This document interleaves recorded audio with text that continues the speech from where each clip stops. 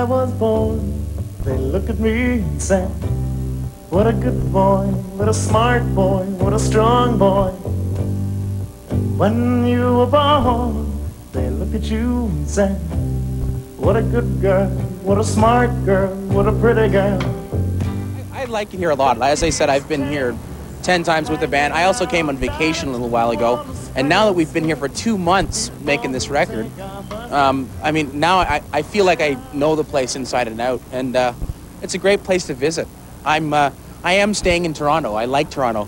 That's really unfashionable here, I think, at times. You know, people really have this thing going on, and especially it really came out during the hockey series. Yeah, what about this series with the Toronto-Vancouver rivalry, the bashing going back and forth? How did that make you feel? You were here for all of it. Rosie DiManno sucks. Yeah, it was pretty embarrassing reading some of the stuff from Toronto columnists like Rosie DiManno in the Vancouver Sun, making Torontonians look like jerks. And you know what? I am a jerk, but it's not because I'm from Toronto. There's lots of other reasons. The same people, the same drinks and the same music, the same quicksand. I think this harbor town is wasting and sinking fast. Hello, city, you found an enemy in me. Whoa, whoa, whoa, whoa. Hello, city, hello, city, hello, city, hey.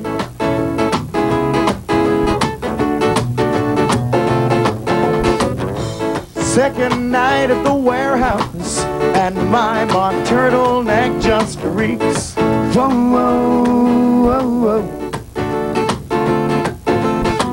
From the liquor room up to the change room to the doom and gloom of the hotel room, I think this seaside beer hall should sink into the bay. There's one major thing. It's Toronto bashing.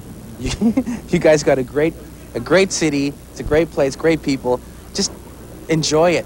You don't have to chop the hell out of Toronto at every I'm not blaming you, Alan, of course, but every opportunity. It's like it's almost a Canadian thing, because we have to hold on to this country, you know, and we have to appreciate what it's like in each place. We're fortunate we get to travel all over and check, you know, each place out. But I mean, you know, it's just anti-Toronto attitude, and half the people that I meet here who are espousing that are from Toronto, and then the other half haven't been there.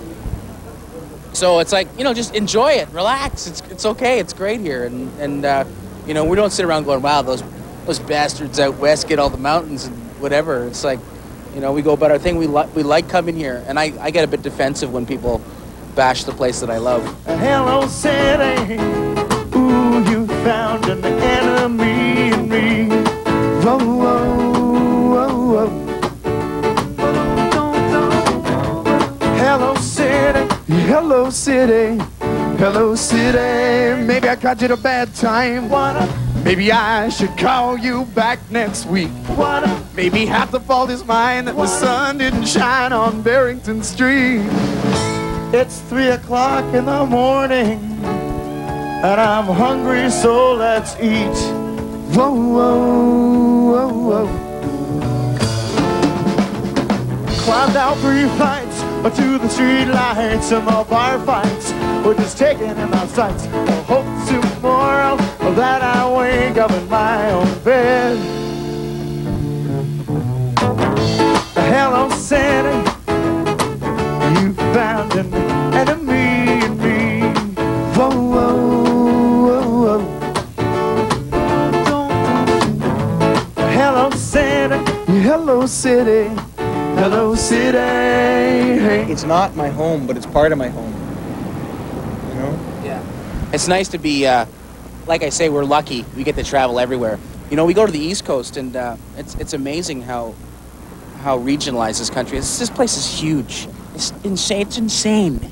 It's so huge. It's like wacky. And we go to the East Coast, and, you know, often it's like, well, how are things back in Ontario, or what's happening here? We go to Newfoundland, people talk about Ontario. They have a disdain for it as well, because in Newfoundland they lose a lot of people to Ontario. You know, I'm getting out of here, I'm moving to Ontario or whatever.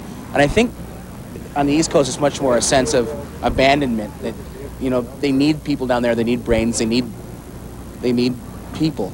Out here, it seems to be a lot less like, oh, I'd never go back to Ontario, or Ontario is taking everything. But, man, be quiet about it, because it's great out here. You don't want to start advertising it too much. You know, you'll get everyone out. You don't want 2 Torontos in the same country. Exactly. One's cool. 2 would suck. This song is dedicated to the woman back there. It's an old Neil Sedaka tune called Calendar Girl. I'll wear a blue tuxedo, a blue tuxedo, a blue... Oh, my God! Reality, to the here and now. Back to life, back to the present time, back to the here and now. However do you want me? However do you need me? However do you want me?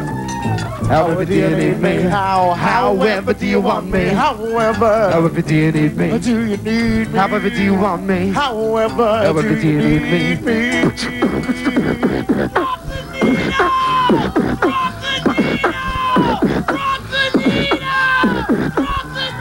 In the morning, at the diner on the corner, I am waiting at the counter for the coffee. Let's talk about burnout. And you guys were so heavily hyped in this country. I mean, your what was the final total sales on the record? 800,000, 900,000. 800,000. And it seemed like for the longest time you couldn't go anywhere without hearing the Barenaked Ladies. Do you think that did some damage to your career as musicians?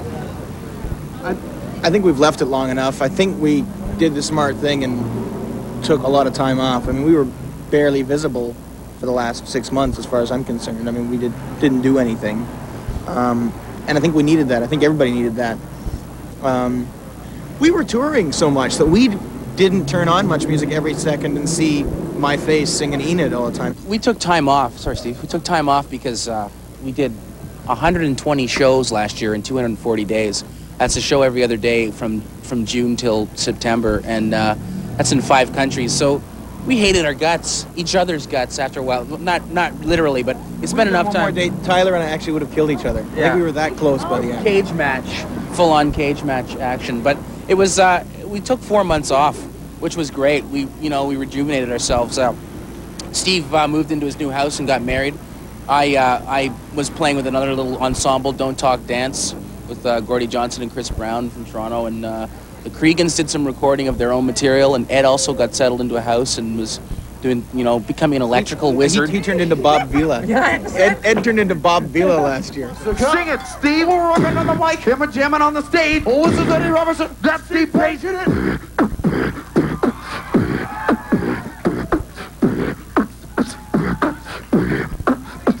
I don't go in the foam around school like an afro. You wanna go? You don't have no funny looking girls hanging up your arm like a woman on a farm. That's true. Yeah, I'm a farm boy, home boy. Yo, home boy, yo. Hit it. Don't with those cheese chips. Prepare mustard. Give me a grilled one, babe. I'm gonna bust it. Up with flavor down with Hit it. Come on, baby, let's get it together. Is it true that the Barenaked Ladies are the world's most flatulent band? Yeah. And Ed flatulates on cue. Yes. Is there a lot of that going on? I have yet to see that piece. I want to see that. Pump it up, and pain. What else? Come on, here we go. Sunshine. People lined up outside just to get drunk. Pump it up, and pain. Funky dancing here. Sunshine and rain. Thanks very much. Thanks for coming. We're Barenaked Ladies, and we'll be back in just a little bit.